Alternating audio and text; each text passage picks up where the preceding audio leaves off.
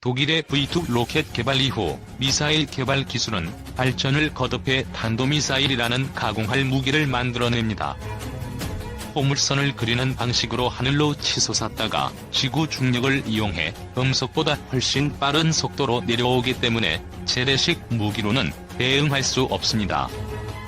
그래서 군사 강국들은 탄도미사일을 막을 수 있는 방패를 고민하기 시작했습니다. 바로 방공 유도무기입니다. 26일 방위사업청과 국방기술품질원 등에 따르면 미국은 1954년 최초의 실전 배치용 지대공 미사일 나이키 에이젝스를 시작으로 1959년 나이키 허큘리스, 세계 최초 탄도미사일 요격 체계인 나이키 제우스 등을 잇따라 선보였습니다. 1960년에는 최대 40km 거리의 적 항공기를 요격하는 최초의 중거리 지대공 미사일 호크 미사일을 개발했습니다. 그러나 나이키 제우스조차 음속보다 훨씬 빨리 낙하하는 탄도미사일을 실제로 요격할 수 있을지 확신할 수 없었습니다. 그래서 개발한 것이 세계에서 가장 많이 알려진 지대공 미사일 패트리엇입니다. 패트리엇은 최근 크게 화제가 됐습니다.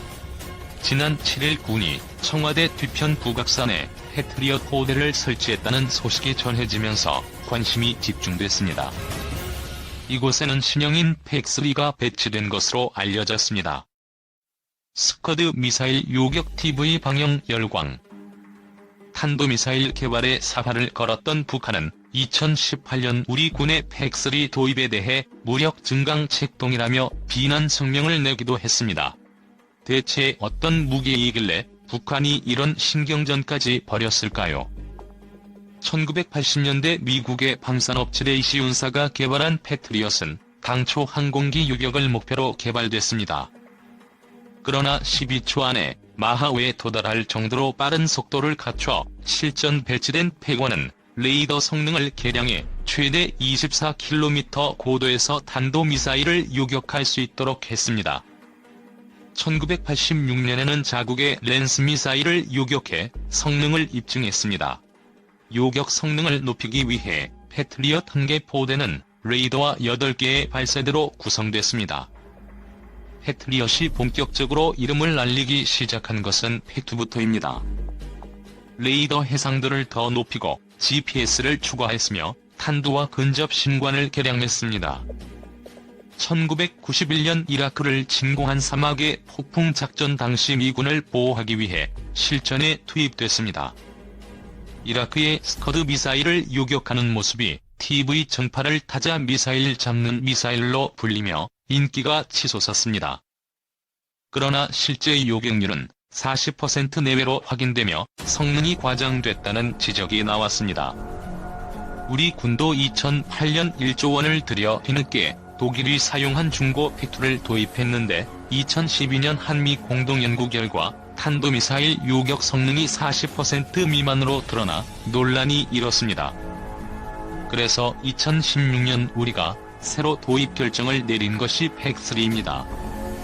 우리 군은 PAC-3 도입으로 요격 성공률이 70% 수준으로 높아질 것으로 기대하고 있습니다. 헝스텐 막대로 직격 사거리는 2배로. PAC-3에 장착한 에린트 미사일은 직격 방식의 전과 확대 탄두라는 획기적인 기술을 적용했습니다. 여러분이 잘 아는 기존 패트리엇은 탄도미사일 근처에서 폭발시켜 잘게 쪼개진 파편과 화염폭풍 효과로 요격하는 방식이었습니다. 그러나 탄두 낙하 속도가 빨라지고 요격에 대비해 점차 두꺼운 장갑을 갖추게 되면서 한계가 드러났습니다. 그래서 탄두 폭발 뒤 다수의 텅스텐 막대를 요격 대상에 돌진시키는 직격 방식을 도입했습니다. 이 미사일은 가격이 비쌌기 때문에 대량 생산으로 비용 절감을 노린 CRI 미사일도 개발됐습니다. 에린트나 CRI도 단점이 있습니다.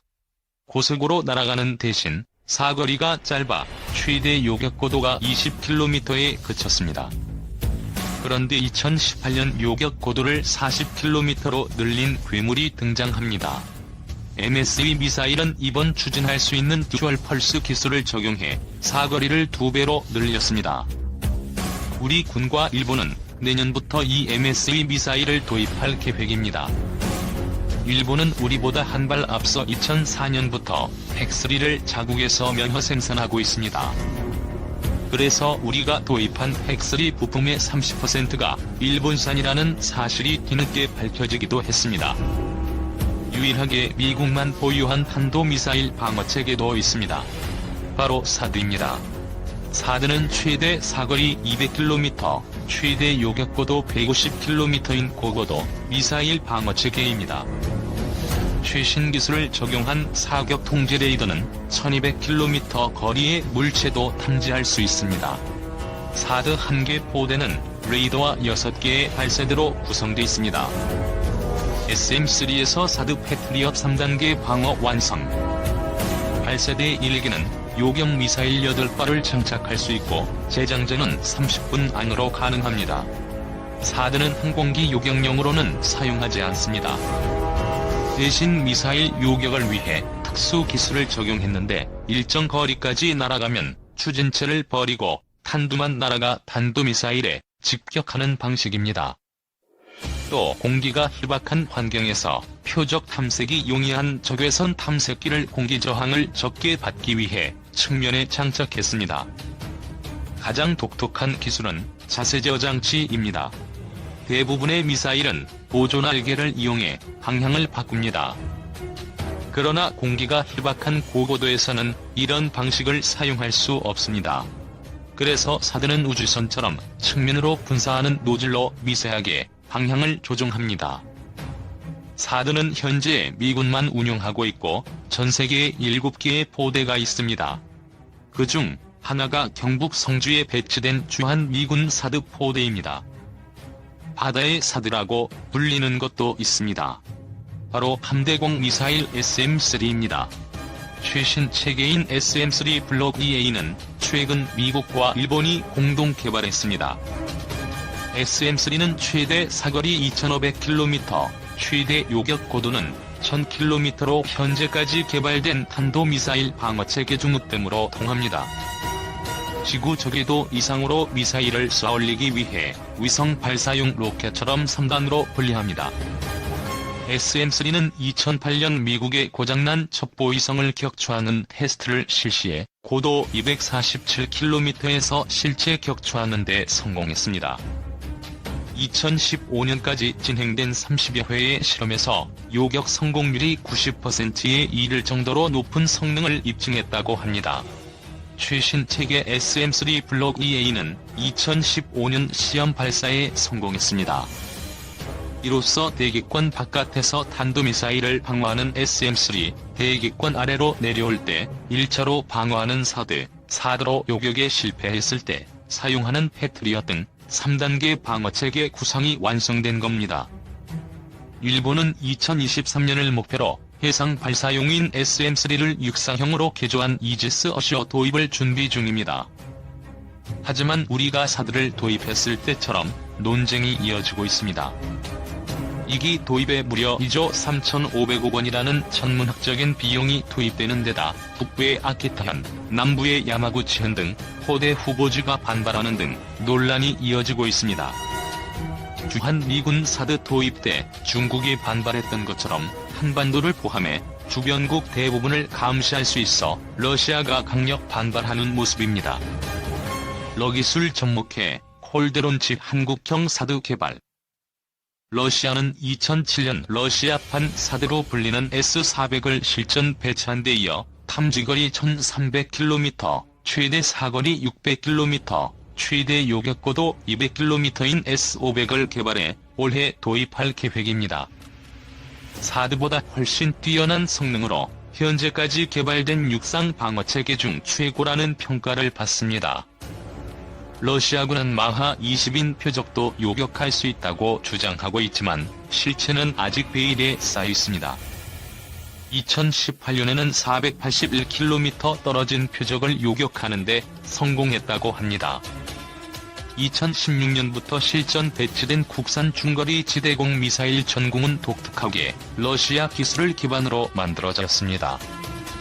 그래서 패트리엇과 달리 수직 발사대로 일단 미사일을 띄운 뒤 일정 고도에서 점화해 최대 40km 높이의 요격 목표를 향해 날아가는 골드런치 방식을 채택했습니다.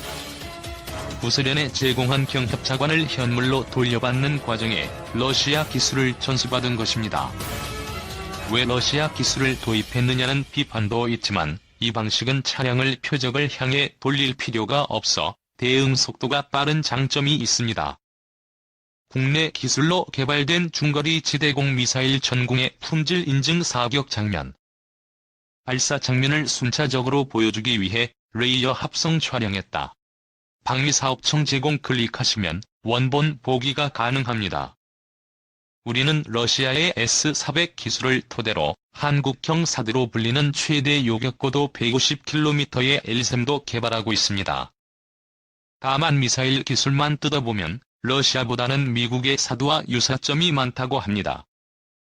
직경 요격처와 적외선 탐색기를 이용하고 노즐을 이용한 자세 제어 기술을 활용한다는 점이 그것입니다. 비록 강대국 틈바구니에서 늦은 감이 있지만 좋은 결과를 내놓을지 관심이 집중되고 있습니다.